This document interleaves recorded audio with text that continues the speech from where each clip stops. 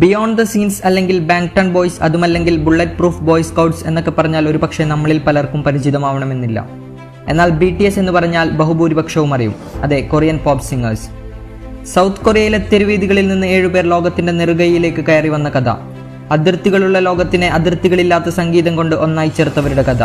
ലോകത്താകമാനം കോടിക്കണക്കിന് ആരാധകരെ ചുരുങ്ങിയ കാലം കൊണ്ട് സൃഷ്ടിച്ചെടുത്തവരുടെ കഥ. ഇല്ലായ്മകളിൽ നിന്ന് സംഗീത ലോകത്തിന്റെ എല്ലാമായി മാറിയവരുടെ അത്ഭുത കഥ. ഇന്ന് BTSന് സ്വന്തമായ ആർമിയുണ്ട്. പക്ഷെ അവരുടെ കയ്യിൽ ആയുധങ്ങളൊന്നുമില്ല.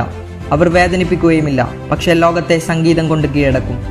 അതിസങ്കീർണമായ കഥാപശ്ചാത്തലങ്ങളൊന്നും BTSന്റെ പാട്ടുകളിലില്ല. സിമ്പിൾ, ഹമ്പിൾ, എല്ലാവർക്കും ഒരുപോലെ ആസ്വദിക്കാൻ പറ്റുന്ന ഗാനങ്ങൾ. ഇന്ന് ലോകത്തെ സ്വാധീനിക്കുന്ന വ്യക്തികളിൽ BTSും ഉണ്ട്. ആരം, ജിൻ, മിൻയുൻകി, ജെഹോപ്പ്, ജിമിൻ, ജിങ്ജുങ്ജുക് ഇവരൊക്കെയും ഇന്ന് ലോകത്തിലെ ഏറ്റവും വലിയ സെലിബ്രിറ്റികളാണ്. വെറുതെ അങ്ങായതല്ല.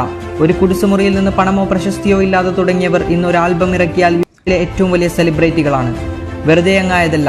ഒരു കുടിസുമുറിയിൽ നിന്ന് പണമോ പ്രശസ്തിയോ ഇല്ലാതെ തുടങ്ങിയവർ ഇന്ന് ഒരു ആൽബം ഇറക്കിയാൽ യൂട്യൂബ് ഹാങ് ആവുന്ന അവസ്ഥയിലേക്ക് എത്തിയത് അവരുടെ പാഷനും പരിശ്രമവും ഒന്നുകൊണ്ട് മാത്രമാണ്.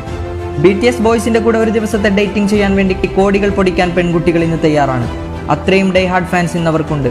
2013 മുതൽ ഇന്നീ നിമിഷം വരെ അവരുടെ പ്രശസ്തി അനുദിനം കൂടിക്കൊണ്ടിരിക്കുകയാണ്. അവരുടെ സംഗീത നിശകളിൽ ടിക്കറ്റ് കിട്ടാൻ വേണ്ടി അലയുന്നവരും ഒരുപാടുണ്ട്. അവരണിയുന്ന കോസ്റ്റ്യൂമുകൾ, അവരുടെ ആറ്റിറ്റ്യൂഡ് എന്നിവ പ്രസിദ്ധമാണ്. എന്തിന്, my name is V, I'm good boy എന്ന ഒരൊറ്റ ഡയലോഗിന് തന്നെ ഫാൻസ് ഉണ്ട്. അപ്പോൾ BTSന്റെ മുഴുവൻ ഫാൻ ബേസ് ഊഹിക്കാൻ പറ്റുന്നുണ്ടോ?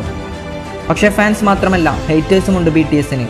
ഫിലിപ്പീൻ, അമേരിക്ക, ഇന്ത്യ പോലുള്ള രാജ്യങ്ങളിൽ ഒരുപാട് പേർ അവരുടെ ഹേറ്റേഴ്സാണ്. അതിന് പിന്നിൽ ഫ്രസ്ട്രേഷൻ, അസൂയ എന്നിവയാണ് കാരണം. ലോകത്തിലെ അതിസുന്ദരനുള്ള ഗ്യാങ്ങിനോട് അസൂയ തോന്നുന്നതിൽ അത്ഭുതമൊന്നുമില്ല. BTSകാരെ കാണാൻ പെൺകുട്ടികളെ പോലെയുണ്ട് എന്ന് പറഞ്ഞു കളിയാക്കുന്നവർ വേറെ ചിലർ വ്യത്യസ്തതയ്ക്ക് വേണ്ടി എതിർക്കുന്നവരാണ്. എല്ലാവരും ഇഷ്ടപ്പെടുന്നവരെ ഇഷ്ടപ്പെട്ടില്ലെങ്കിൽ ഞങ്ങൾ എന്തോ സംഭവമാവുമെന്ന് വിശ്വസിക്കുന്നവർ. പിന്നെ ചിലർ തങ്ങളുടെ ഇഷ്ട ഗ്യാങ്ങിനേക്കാൾ BTS വളർന്നു എന്നതുകൊണ്ട് ഹേറ്റേഴ്സ് ആയവരാണ്. എന്നാൽ BTSന്റെ സംഗീതത്തെ ഇഷ്ടപ്പെടാത്തത് കൊണ്ട് മാത്രം ഹേറ്റേഴ്സ് ആയവരുമുണ്ട്. പക്ഷേ അത് കുഴപ്പമില്ല. എല്ലാവർക്കും എല്ലാം ഇഷ്ടപ്പെടണമെന്ന് നിർബന്ധം പിടിക്കാൻ നമുക്കാവില്ലല്ലോ. എന്തായാലും BTS ഇന്നീ നിലവരെ വളർന്നു, ഇനിയും വളരും. കൂടെ അവരെ ഇഷ്ടപ്പെടുന്ന അവരുടെ ആർമിയും.